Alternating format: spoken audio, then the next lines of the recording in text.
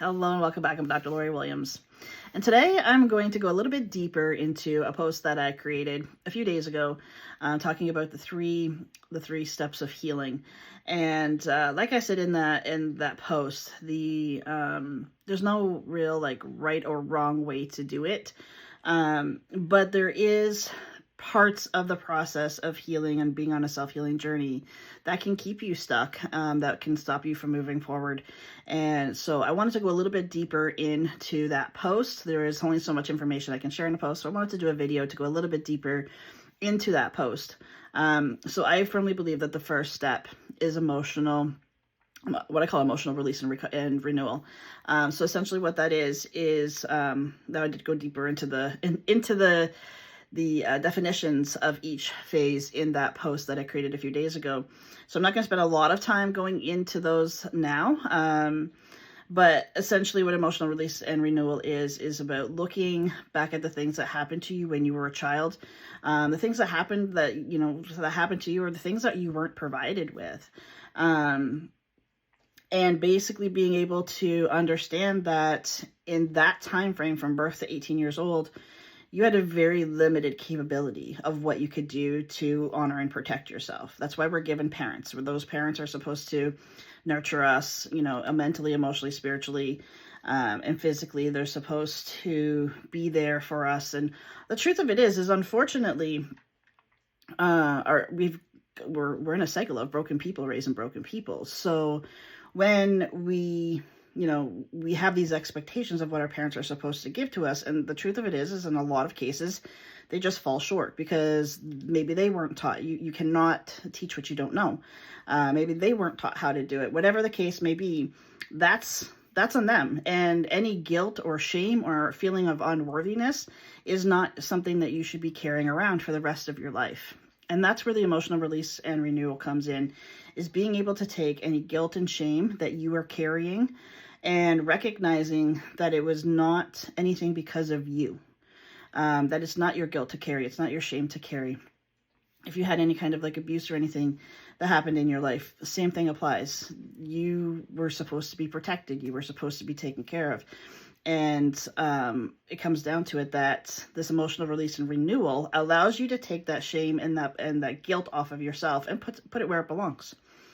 That's not about pointing fingers. It's not about, putting a rift between you and family members or you and friends or anything like that. It's literally a recognition that the things that you are unable to heal in yourself typically are connected to things that were never your responsibility in the first place. You can only heal the things that you have responsibility in. So if there's no responsibility there because you were, say 5 years old, you're never going to be able to heal that. So you have to release that. The second part is the self-mastery part. Now, this is where I think true healing begins. Not that emotional release and renewal isn't healing. It's a great starting point, but it's very surface level. Stage 2 of the self-mastery is where you get right into looking at your patterns, how you respond, why you respond, like why are your reactions showing up the way they are, and realizing essentially that everything that's happening outside of you is actually a mirror for you. So if it's going on outside of you, it's going on within you too. And being able to recognize those patterns and how they're showing up for you. It's not happening to you. Life is not happening to you. It's happening for you to be able for you to release deeper, heal deeper, and move more into the authentic version of who you are. And then obviously there's the core wound, which is getting to the root cause of what makes you be a people pleaser, what makes you, why do you hate yourself so much? Why is that internal dialogue so negative towards you all the time? And the truth of it is this comes back to one or all of our initial caregivers. This core wound healing is typically around our parental figures, or lack of parental figures. So it's not about guilting other people. It's not about shaming other people. It's not about blaming other people. This entire healing journey is a journey of self-discovery, of recognizing all of the things that have gone on in your life and how you've internalized it. and that you can, choose rather than to internalize it as a bad thing. You could use it as a tool to grow. Now, one thing that I do want to kind of dive into a little bit in this video is the fact of what can happen if you don't continue to move on. Now, the reason I'm talking about this is because I have a lot of clients that have come to me at different times where they just do, like, we get started on stage 1 and the emotional release and renewal, and either towards the end of that phase or, when we're starting to go into the self-mastery, they just die right back. They just die off. And the reason is because we're so ego-driven. As human beings, we are so ego-driven, and the ego just wants to protect us. And unfortunately, when you've been used to living your life listening to the ego, it sounds like your truth. It sounds like your reality, when in fact, it's actually just taking you away from the thing that is you need to heal in order to become your authentic self and truly step into your truth. So what can happen here is you get stuck in this cycle of constantly blaming others. You never take responsibility for yourself because it's always somebody else's fault. And you know what? I am 100% on board with the fact that when you were a child, a lot of things happened that probably shouldn't have happened to you. I'm 100% on board with that. But from the time you become an adult until present moment, you have responsibility in absolutely everything that has ever gone on in your life. Like I said, self-mastery is about using everything as a reflection. All the things you're saying about other people is actually you being honest and telling them about you.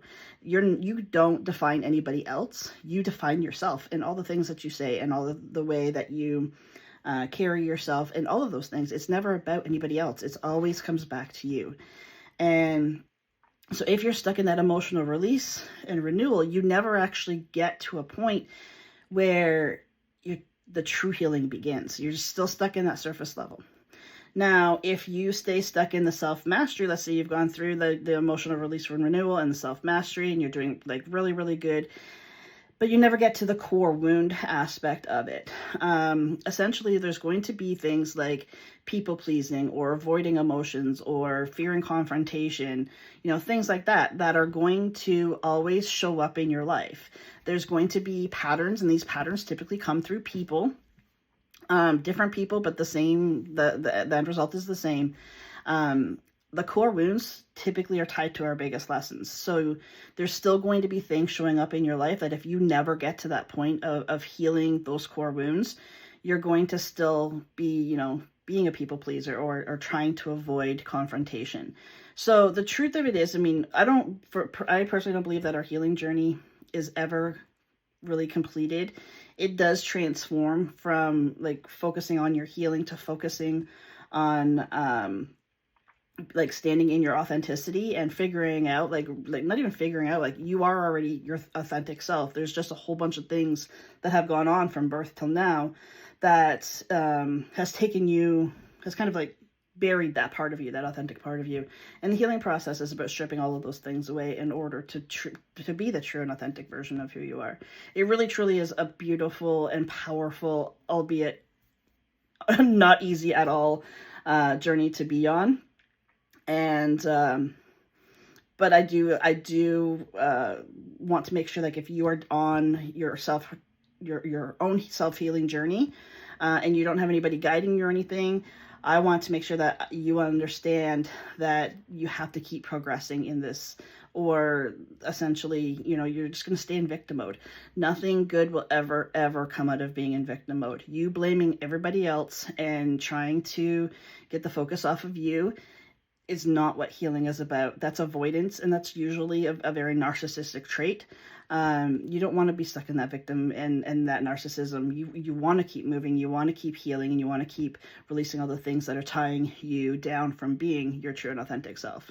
I hope this video helps, and if you need anybody to help support you on your self-healing journey, please reach out to me, and I'll be more than happy to set up a free call with you to find out how I can best help and support you on your journey. Thanks so much for joining me. I'll see you back here next time.